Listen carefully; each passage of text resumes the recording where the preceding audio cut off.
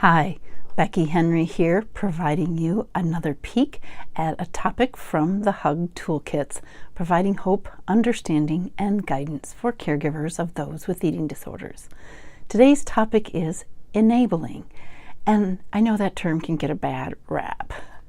A lot of times parents can be told, or other caregivers, that we are enabling, which means really protecting someone from the full experience of their consequences of their behavior.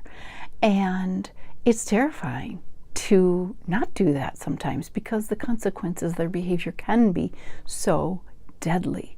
We all know that so many people die from eating disorders. So we have to be careful, and we have to learn the skills of how to do this and how to keep our loved ones safe.